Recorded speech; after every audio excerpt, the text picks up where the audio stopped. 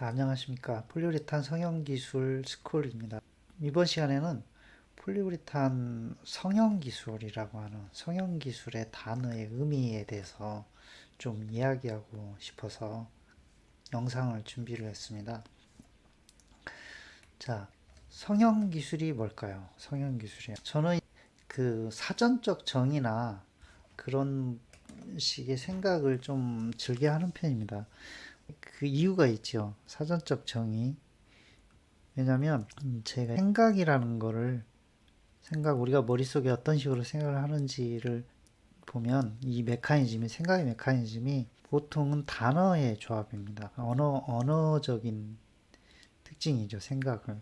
그래서 생각을 지혜롭게 하려면 뭐가 있냐면 언어의 의미, 어휘에 대해서 좀 명확히 정의하고 넘어가면 명쾌해집니다. 명확해집니다. 이게 원래 대학 들어가서 처음 화학에 대해서 공부를 하면 고등학교 요새는 많이 내려서 고등학교에 배웠을 텐데 이런 게 있어요. 가설과 검증이 되면 이제 시오리 이론이 되고 프린서플 원칙이 된다 이렇게 되는 겁니다. 물은 위에서 아래로 흐른다 이런 게 여러 가지 사례가 있고 그리고 몇 개, 뭐 99건을 봤더니 그렇더라. 그러면 이걸 가설, 물은 항상 위에서 아래로 흐른다. 라고 하고 이렇게 가설을 세우고요. 어디에서도 어떤 상황에서도 위에서 아래로 흐른다. 특별히 어떤 에너지가 가해지지 않는 한은 이런 조건이 만들어진다라고 하면 이걸 이제 법칙이 되는 겁니다. 법칙. 그러면 법칙은 여기에 쓰는 단어, 명제의 정의라고 그러죠. 명제. 단어들을 굉장히 정확히 해야 돼요. 안 그러면 이게 다 무너지거든요. 그래서 이런 식의 사고를 좀 하는 게 좋습니다. 그래서 사전적 정의를 이제 찾아보겠습니다. 솔직히 성형 기술을 찾아봤더니 이게 뭐냐면 얼굴 성형에 대한 기술로 돼 있어요. 없더라고요. 그래서 이제 프로세싱 테크놀로지라는 영어를 갖다가 쓰는 개념으로 생각을 하고, 그러면 유사 언어를 찾아봤죠. 그랬더니 제조기술이라는 단어가 있더라고요. 제조기술은 이렇게 돼 있습니다. 자원, 원료죠. 무재료, 자원의 모양이나 색깔 등을 가공하거나 변형시켜 자원의 형태를 변형시켜서 인간에게 필요한 물건을 만들어내는 행위이다. 이렇게 돼 있습니다. 상당히 비슷하게 정의를 했습니다. 이것도 거의 유사한 용어인 것 같아요. 성형기술이랑. 그러니까 원료를 가공한다라는 개념이죠. 그 다음에 생산기술을 한번 찾아봤어요. 생산기술은 근데 좀 깔끔하게 정의된 게 없고요. 생산을 위한 기술이죠. 제품을 개발해서 상품을 만드는데 여기에 생산 과정이 필요하고 이 과정에 필요한 기술로 정의되는 것 같습니다. 그리고 이제 예외적으로 이런 정의가 되어 있는데 최소한의 비용을 들여서 더 많은 사람을 위해서 상품을 많이 만들어내는 것. 이제 PW 드보라고 하는 사람이 정의를 한 것 같은데요. 비용 측면만 보고 있는 것 같고요. 상품을 많이 양산이라는 개념이죠. 양산. 그러니까 적은 비용으로 큰 효과를 내는 제조. 이런 개념으로 생각을 한 것 같습니다. 그래서 이 두 가지를 조합해서 성형기술은 뭔가라고 생각했을 때 성형기술은 이걸 다 포함하는 거죠. 제조기술, 생산기술, 그리고 거꾸로 생산기술도 성형기술, 제조기술 포함되는 부분이고요. 그래서 저는 성형기술의 정의를 이쪽에다 쓸게요. 원료를 가공해서 제품을 만드는 단계까지의 이 기술, 이 전체적인 흐름에 필요한 기술, 이거를 성형기술로 정의를 하고요. 생산기술과 제조기술이 거의 유사 용어로 쓰이는 걸로 그렇게 하겠습니다. 특별히 다른 것 같지는 않아요.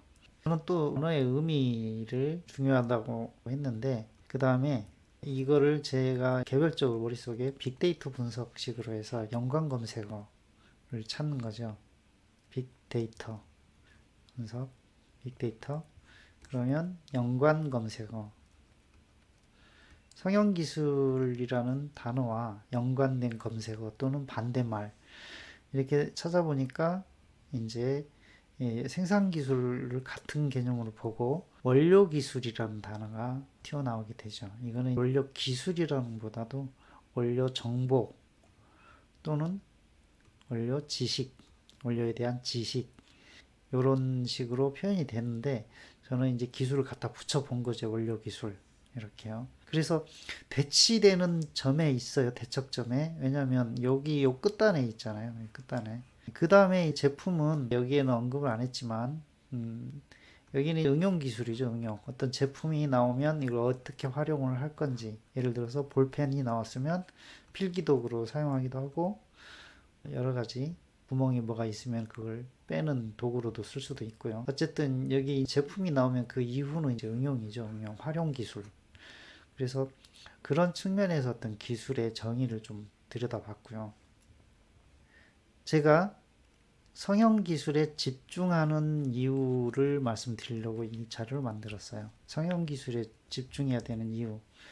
저는 원료 회사에서 많이 근무를 했어요. 전체 경력 중에 한 5년을 제외하고는 한 15년 이상을 원료 회사에 근무를 한 거죠. 근데 처음에는 MDI 회사에 근무했고 폴리올 회사 이렇게 중간에 5년 정도를 시스템 하우스도 하고 생산도 하고 이런 회사에서 근무했죠. 그러다 보니까 원료에 더 집중하게 되는 시각이 있었죠. 원료에 집중하게 되는 시각이 있었습니다. 근데 우리가 가설, 검증 이런 얘기 했잖아요. 자, 문제가 생기면 여기 이렇게 넘어갈게요. 가설, 검증. 여기는 좀 이론적인 부분이고 현실로 넘어갈게요. 현실. 불량 같은 문제가 생기면 반드시 뭐가 이루어져야 되냐면 문제의 원인 분석이 이루어져야 되고요. 그 다음에 재발 방지가 나와야 돼요. 문제를 원인 분석을 하는 목적은 재발 방지입니다. 이걸 궁금해서 아니에요. 알고 싶어서 아니에요. 뭐 레포트로 남기려고 보고서 남기려고 아니에요. 분명한 건 재발 방지를 위해서 그런 거예요. 다시 그 문제가 생기지 않게 하기 위해서 원인 분석을 해요. 그러면 이 원인 분석 기법 중에 제가 굉장히 좋아하는 게 뭐냐면 문제의 정의를 다시 들여다보는 거예요. 문제를 다시 정의를 해보는 거죠. 그러니까 이렇게 올라가기도 하고 내려가기도 하고 하는 사고, 생각의 기법 이걸 활용을 해서 문제를 찾아내게 되는 거죠. 그래야 더 현명하게 문제를 찾아낼 수 있어요. 근데 이렇게 복잡한 얘기를 하느냐 쉬운 얘기 놔두고 쉽게 한번 해볼게요. 라인에서 불량이 났어요. 근데 불량이 100개 생산을 했는데 80에서 90개가 났습니다. 이거는 대량 물량이죠. 물량이. 그러면 이거는 뭐에서 원인을 찾아야 되느냐 라고 생각을 했을 때 라인의 조건, 즉 생산 기술과 원료 여기를 빨리 구분을 해내는 게 굉장히 현명하게 문제에 접근하는 길이에요. 그런데 라인을 점검을 해보면 물음표가 별로 없어요. 특별히 이상한 게 없는데 라고 봤을 때 그러면 이거는 원료 기술일 가능성이 큰데 대부분 사람들, 모든이 아니고 대부분의 사람들, 대부분의 사람들은 여기에 집중을 해요. 80에서 90개. 근데 저는 좀 달라요. 이 10개에서 20개 정상으로 나온 놈에 집중을 해요. 왜냐하면 이 증상을 가지고 있으면 얘는 현상은 안 나타날 뿐이지, 외면적으로 안 나타날 뿐이지, 요 문제를 가지고 있다는 얘기가 되거든요. 여기에 집중해서 굉장히 디테일하게 봐야 돼요. 그러면 디테일하게 보면 이 속에 이 현상이 숨겨져 있다. 그러면 100% 자, 이 조건이죠. 라인에 특별히 이상한 점을 발견하지 못했고 80, 90개 대량 물량이 나는데 10개, 20개도 뭔가 이 비슷한 증상들이 나오지만 양품으로 간주될 수 있다. 그럼 이건 100% 원료 쪽을 접근을 해야 되죠. 원료의 문제로.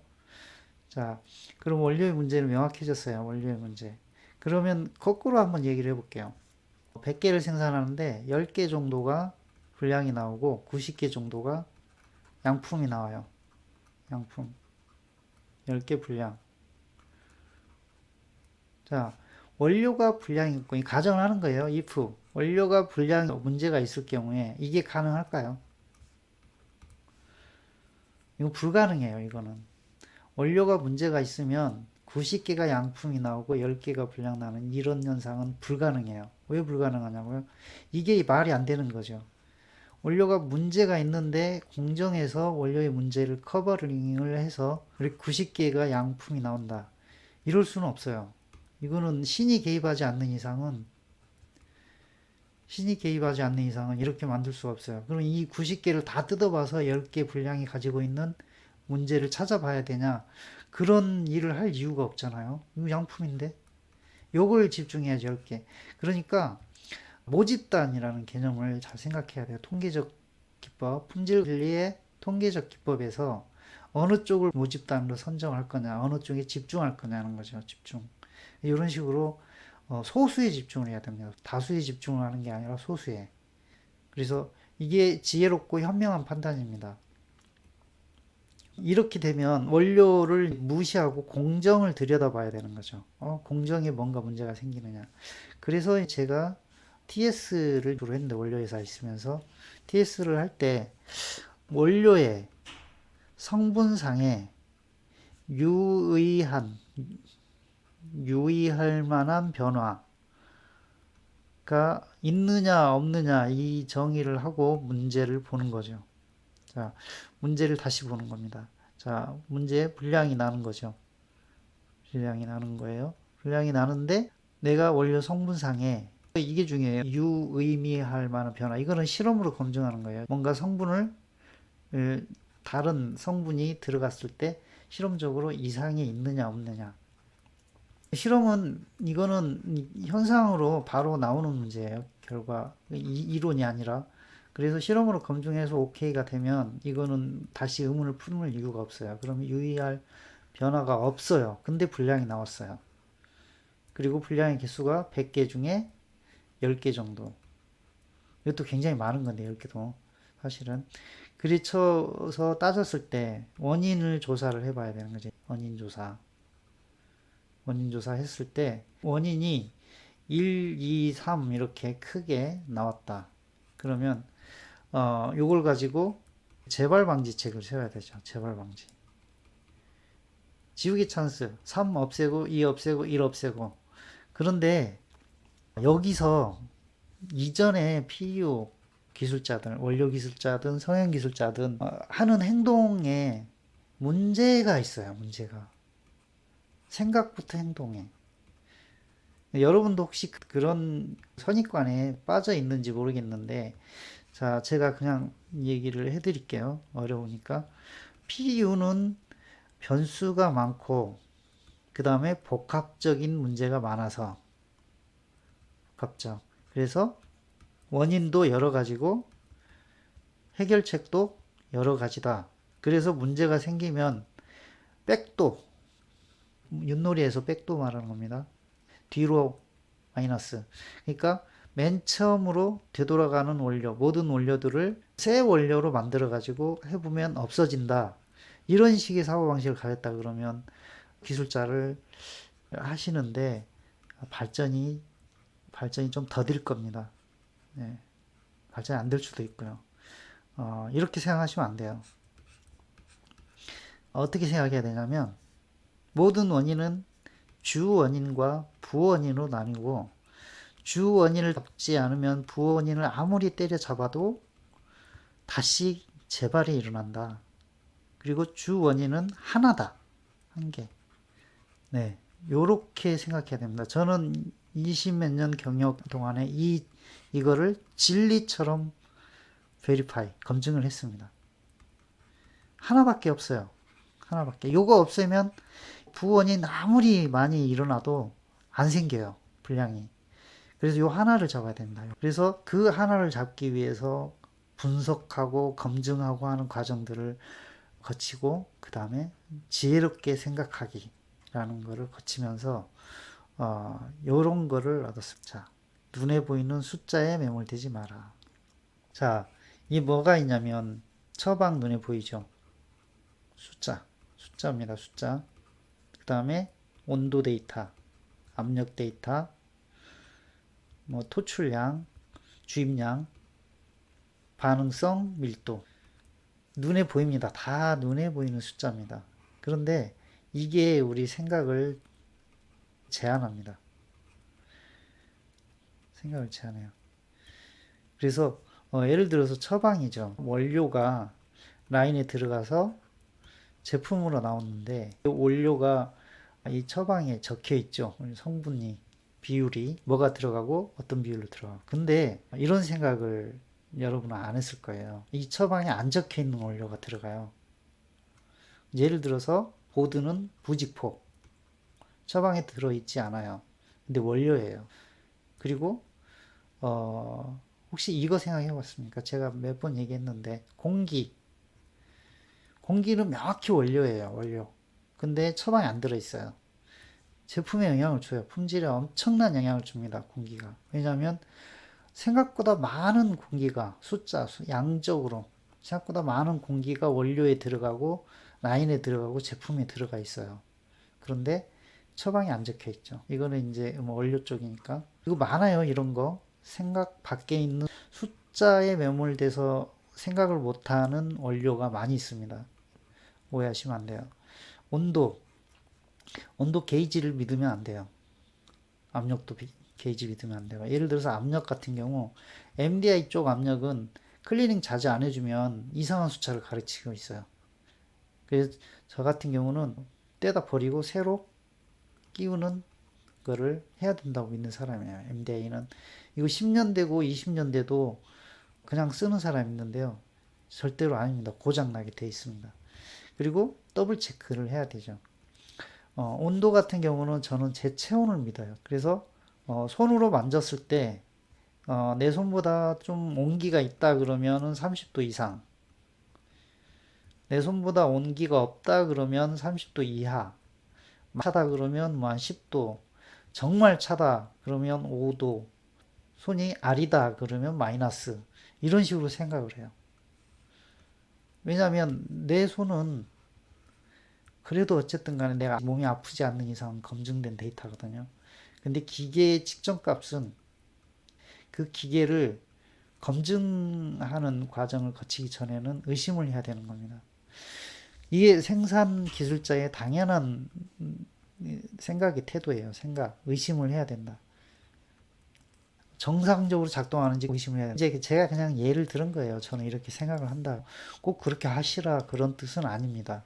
그런데 제가 왜 이런 얘기를 하냐면 보이는 숫자 여기에 매몰돼 버리면 안 된다는 거죠. 근데 우리가 처방은 잘 보여요, 눈에. 근데 공정 조건은 눈에 안 보이는 거 천지예요. 이게 처방은 90%가 눈에 보이는 거고 남은 10%가 눈에 안 보이는 거예요. 물음표. 그런데 10% 있습니다. 이거 계속 제가 얘기하는데 이거 원료 기술자들이 이거를 못 잡아서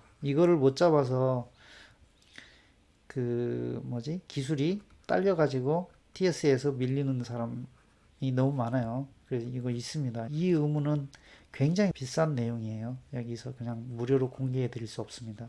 자, 공정에 눈에 안 보이는 게 무지하게 많습니다. 이게 오히려 여기가 90%고요. 눈에 보이는 게 10%예요. 거꾸로. 이 눈에 안 보이는 게 90%예요. 그래서 이런 부분을 선입관이라고 그냥 눈에 보이는 숫자는 그래 그건 그거야. 이걸 다 의심해가지고 틀렸다라고 생각하는 게 아니라 그래 그거야. 그런데 그거 말고 이렇게 생각해. 그거 말고 다른 거 뭐 있지? 이렇게 접근을 해보니까 정말 눈 밖에 있는 데이터들이 이렇게 요 합치면 100이잖아요. 200이 있다 그러면 우리는 100을 놓치고 있는 거예요. 알아야 되는 데이터를. 그래서 제가 성형 기술에 집중을 하게 됐다라는 거하고 그 다음에 또 하나 얘기를 해드릴게요. 자, 원료 기술과 성형 기술의 상관관계, 관계에 대해서 한번 얘기를 해볼게요. 관계. 둘이 어떤 관계가 있느냐. 보통은 원료 기술이 먼저 선행이 되고요. 선행 관계가 있고 요거를 어떤 라인에 넣어서 제품을 만들면서 문제가 생기면 원료를 모디파이, 변화를 시키죠. 원료 모디파이를 시킵니다. 제조를 시키면서. 이게 선행, 이게 후행이에요. 그런데 저는 생각을 거꾸로 하기 시작했어요. 자, 제품이 가져야 할 특징을 라인에 구현하고 그 라인에 구현되면서 필요한 원료 이렇게 생각하는 거죠. 예를 들어 설명해 드리면 이해가 가요. 스프레이 그러면 스프레이 단열 시공 이렇게 한번 해볼게요. 단열 시공. 그러면 제품이 특징이 뭐냐면 반응이 빨라야 되고요.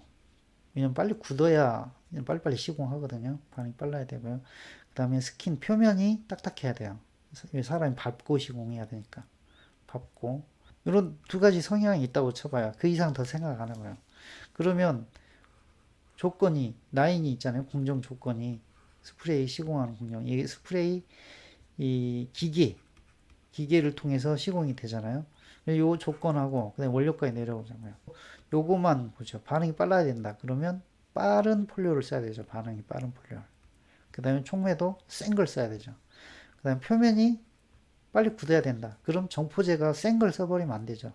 표면에서 셀이 팡팡팡 터지는 걸 써야 되죠. 이런 식으로 하다 보니까 뭐가 있냐면 이 원료라는 게 성형 기술에 너무 제한을 받는 거예요. 이렇게 성형 기술이 이렇게 저렇게 해가지고 원료를 고정을 시켜버려요. 너는 이 이상 안 돼. 너는 이거 써야 돼. 정포제는 이거 써야 돼. 폴리오는 이거 써야 돼.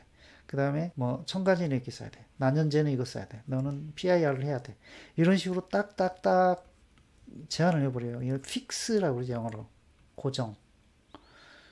그러니까 이게 의미가 없어져 버리는 거예요. 이거는 그냥 원료를 여러 가지 중에 선택하는 일인데 얘가 선택을 해준단 말이죠. 성형기술이. 그러니까 성형기술 열심히 공부하면 원료기술은 그냥 선택에 동일한데 비슷한데 조금 다른 성능을 내는 걸 여러 개 알면 그냥 유리해지는 거예요. 다른 선택. 그러니까 A라는 사람이 이 성형 조건 때문에 어쩔 수 없이 뭐 하나를 이렇게 알파벳 이렇게 소문자 A를 선택을 해야 된다. 그런데 A 다시가 있어요. 근데 A 다시는 A 플러스 알파가 있어요. 그러면 요게 똑똑한 사람이 되는 거죠. A밖에 모르는 사람은 바보가 돼가는 거고요. 이렇게 다른 선택에 유리한 점이 있을 뿐이에요. 그럼 이게 왜 필요해지냐? A 플러스 알파가. 이게 성형 조건이 FM이 아니에요. 자꾸 FM에서 비용 절감, 왜냐면 비용이 크잖아요. 이게 설비 값이니까. 설비고, 공장이고, 운전을 해야 되고, 이런 거니까 비용이 커요. 뭐 억대가 넘어가요, 다. 그러니까 이런 걸 아끼기 위해서 이렇게 저렇게 이제 AM 쪽으로 자꾸 가는 거죠. FM에서. 원칙에서 비원칙으로. 그러면 그거를 원료에서 유리한 선택을 해줄 수 있도록 A-, A2-, A3-가 이렇게 나오면 아, 요걸 선택하면 이 조건에 맞아 이렇게 되면 굉장히 똑똑해지는 거죠. 이런 거가 되는 거예요. 근데 계속해서 라인을 돌리다 보면 기본적으로 이거는 갖춰 나가게 돼 있어요. 이거는 왜냐하면 나중에 결국은 이 비용보다도 불량 비용이 더 크다는 걸 알게 되거든요. 불량이. 원료로 어떻게 뚝딱 맞춰가지고 A3-를 했다 그러면 이 원료 값이 또 비싸요. 결국은 원료에서 가격 경쟁력을 확보하려면 내 라인을 손을 볼 수밖에 없어요. 그래서 지금 이 원료와 라인의 상관관계를 지금 설명을 드리는데 답은 딱 그거예요. 라인, 프로덕션 라인은 원료를 제한을 해요. 정해줘요. 딱 정해줍니다, 원료를. 이거를 원료 회사에서 원료 기술자가 빨리 느끼고 알아야 성공합니다. 빨리. 어릴 때, 대리 달기 전에 이걸 아셔야 돼요. 그러니까 일테면 그런 거예요. 예를 들어서 헤드레스트를 생산한다 그러면 나는 여기를 출장을 자주 가거나 출장을 가더라도 길게 머무르거나 가서 회의실로 안 가고 생산 현장으로 가거나 이런 식으로 몸의 움직임, 생각의 움직임을 다 바꿔야 된다는 거죠. 그래야 성공한다는 거예요. 이게 주니어 때 어렸을 때는 이렇게 해야 돼요. 누구 어떤 유명한 사람이 말했는데 나이 40대 되기 전에는 몸으로 일하고 40대 이후에는 머리로 일하라 이런 말이 있어요. 40 이전에 몸으로 일하고 40 이후는 머리로 일하라. 물론 당연히 이때도 머리가 연결이 돼야 되죠. 그리고 여기도 몸이 연결이 돼야 되죠. 근데 제가 이런 얘기 들으면 좀 그런데 우리 선배들이 저는 386 세대 끝단에 있으니까 우리 선배들이 뭐가 있었냐면 대리 정도 되면 이미 현장에서 떠나요. 이 밑에 부하 직원이 한 3명씩 있어요. 근데 IMF 거치면서 IMF 때 대리했던 사람 부하 직원 한 명도 없어요. 그 다음에 금융위기 거치면서 대리했던 사람 부하 직원 한 명도 없어요. 그러니까 점점 이제 이 사람들이 부장 차장 때까지 현장에 있게 되는 거죠. 이런 사람들이 똑똑하고 유리하단 말이에요. 몸으로 40대까지 몸으로 했던 사람. 그리고 이 사람들이 어떻게 해야 되냐? 부하 직원을 받게 되면 머리로 일을 해야 되죠. 근데 놀랍게도 40 넘어가면 머리 쓰기 싫어해요. 저도 굉장히 불편해요. 머리 쓰는 거. 그냥 대충 살지 뭐. 공부하기 싫어하는 거죠. 이런 성향이 있다라는 거예요. 그래서 엉뚱한 얘기까지 하게 됐는데 성형기술에 분명히 말씀드리는 건 원료기술은 성형기술과 연계되지만 선후가 성형기술이 먼저고 원료기술이 나중이다. 왜냐하면 여기 성형기술이 어느 쪽에 있어요? 여기 고객 쪽에 있잖아요. 이게 이제 업스트림, 다운스트림 산업에서 이렇게 얘기하는데 고객 쪽으로 가면 가치가 높아요. 그리고 기술이 하이 테크놀로지가 되는 거예요. 하이가 되는 거예요. 사업하신다 그러면 이렇게 잘 보셔야 돼요. 내가 원료 쪽에 있느냐, 고객 쪽에 있느냐. 자꾸 고객 쪽으로 가야 돈을 법니다. 자, 성형기술하고 원료기술의 상관관계. 반드시 선후를 따질 것. 성형기술이 우선입니다. 원료기술은 서브입니다. 이게 뒤집어져 있어요. 지금 한국에서. 대등한 위치까지 오려면 여기를 굉장히 많이 강조를 해야 됩니다. 그렇게 이해하셔야 됩니다. 그래서 제가 성형기술이라는 단어를 들고 나온 겁니다. 여기까지 했는데 짧은 시간에 설명하다 보니까 옆으로도 막 새고 뭐 이런 게 있는데 그렇다고 해서 제가 원료기술을 무시하는 거나 그러지는 않습니다. 분명히 업스트림에도 놀라운 기술이 있습니다. 그러나 분명히 그 역할과 책임은 다르다. 이거는 원료 메이커가 신경 써서 해야 되는 부분이고 더 열심히 해야 되는데 자꾸 성형기술의 원료 메이커를 붙잡고 늘어져서 어떻게 보면 원료 기술자들이 오히려 더 성형기술에 신경 쓰다 보니까 자기의 본연의 원료 기술 업무를 못하는 수도 있다. 이런 것도 있습니다. 어쨌든 성형기술이 그만큼 중요하다. 좀 생각을 했으면 좋겠다. 이렇게 해서 제 의견을 제시합니다.